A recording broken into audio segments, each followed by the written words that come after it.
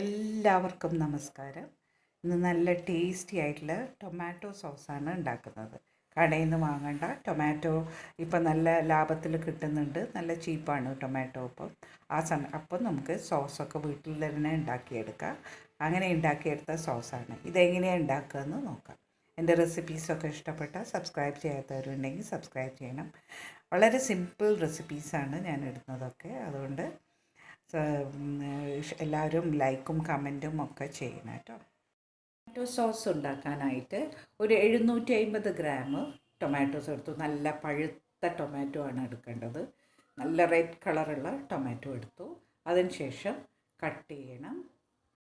ഒരു കുക്കറിലേക്ക് ടൊമാറ്റോസൊക്കെ കട്ട് ചെയ്തിട്ടിടുക.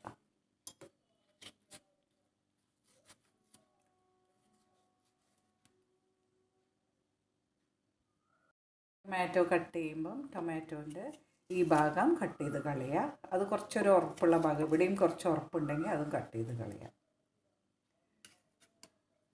നന്നായി കട്ട് ചെയ്ത് നന്നായി കട്ട് ചെയ്തിട്ട് ഒരു കുക്കറിലേക്ക് ഇട്ടു. അതിലേക്ക് ഒരു 8 അല്ലി വെളുത്തുള്ളി ഇട്ടു. ഒരു 8 കരാമ്പു ഇട്ടു. കുറച്ച് ഒരു പട്ടയും ഇട്ടു. ഇനി കുറച്ച് നന്നായി കുറച്ച് വെള്ളം ഒഴിച്ചിട്ട് വേവിച്ചെടുക്കുക. ഇതിലേക്ക് 1 ടേബിൾ സ്പൂൺ മുഴുവൻ വേണ്ട കാശ്മീരി ചില്ലി പൗഡർ ഇട്ടു. ഒരു കളറിന് വേണ്ടിയിട്ടാണ്. അതിനുശേഷം ആവശ്യത്തിന് വെള്ളം ഒഴിച്ച് കുറച്ച് വെള്ളം ഇങ്ങനെ ഒഴിച്ച് ഏകദേശം ഇത്ര വെള്ളം മതി. വെള്ളം ഒഴിച്ചിട്ട് നന്നായി കുക്കറിൽ കിടക്കുന്ന മാതിരി വെള്ളം മുഴുവനായിട്ട് മുങ്ങിക്കിടക്കുന്നില്ലേ, ഇങ്ങനെ വെള്ളം ഒഴിച്ചിട്ട് നന്നായി ഒരു 3-4 വിസിൽ വരുന്ന വരെ ആയിക്കൊണ്ടിരിക്കുകയാണ്. ഒരു 4-5 സ്റ്റീം വരെ നമുക്ക് കളിയൊക്കെ നന്നായിട്ട് വെന്ത് കഴിഞ്ഞു. അസലായിട്ട് വെന്ത് സോഫ്റ്റായിട്ടുണ്ട്. ഇനി നന്നായി തണുക്കട്ടെ. തണുത്തതിന് ശേഷം നമുക്ക് ഒരു അരിപ്പയിൽ കൂടി അരിച്ചിടും. നന്നായി വെന്ത തക്കാളിയിൽ നിന്ന് വെളുത്തുള്ളി, മസാല, ഗ്രാമ്പൂ ഒക്കെ ഉള്ളതൊക്കെ എടുത്ത് മാറ്റുക. ഇതാ വെളുത്തുള്ളിക്ക് ഇതിൻ്റെ ഫ്ലേവറൊക്കെ ഇതിന് വന്നിട്ടുണ്ടാകും. അത് നമുക്ക് ഇതിലേക്ക് അരയ്ക്കേണ്ട ആവശ്യമില്ല. നമ്മൾ ഗ്രാമ്പൂ, പട്ട എല്ലാം മാറ്റിയതിന് ശേഷം, ഗ്രാമ്പട്ട ഒക്കെ മാറ്റിയതിന് ശേഷം അരിപ്പയിൽ കൂടെ അരിച്ചെടുക്കുക. നന്നായി പ്രസ് ചെയ്തിട്ട് അരിച്ചെടുക്കുക.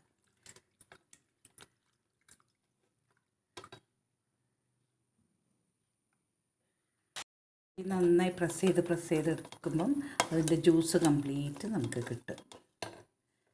ഏകദേശം ഇത്ര ജ്യൂസ് കിട്ടിയിട്ടുണ്ട്. അതേ കുക്കറിൽ തന്നെയാണ് എടുക്കുന്നത്. നമ്മൾ ഒരുപാട് പാത്രങ്ങൾ എടുക്കേണ്ട ആവശ്യമില്ലല്ലോ. അതേ കുക്കറിൽ തന്നെ എടുത്തിട്ട് ജ്യൂസ് മാറ്റി. ജ്യൂസ് കംപ്ലീറ്റ് എടുത്തു. ഇനി ഇതിൻ്റെ ആവശ്യം നമുക്കില്ല. ഇത് നമുക്ക് കളയാം. ജ്യൂസ് കിട്ടിയിട്ടിട്ട് ഇനി ഇത് നന്നായിട്ട് ഇളക്കി കുറുക്കിയെടുക്കുക. ഇനി നമ്മൾ ഇതിൽ ഉപ്പ് ചേർത്തിട്ടില്ല. ഇനി കുറച്ച് കഴിഞ്ഞിട്ട് ഒന്ന് കുറുകി കഴിയുമ്പോൾ നമുക്ക് ഉപ്പ് ചേർക്കാം. നന്നായി കുറുക്കിയെടുക്കുക. നന്നായി തിളച്ചട്ടെ. ഏകദേശം കുറുകി വരുന്നുണ്ട്. നന്നായി ഒന്ന് കുറുകി വരുന്ന വരെ തിളപ്പിച്ചെടുക്കുക. ഇവിടെ ടൊമാറ്റോസിനൊക്കെ ഇപ്പോൾ നല്ല വില കുറവാണ്. ആ സമയത്ത് വാങ്ങി സോസ് ഉണ്ടാക്കി വെച്ചാൽ കുട്ടികൾക്കൊക്കെ കൊടുക്കാവുന്നതാണ്. നമ്മൾ കടയിൽ നിന്ന് വാങ്ങുന്നതിനെക്കാട്ടും ഏറ്റവും നല്ലതാണിത്.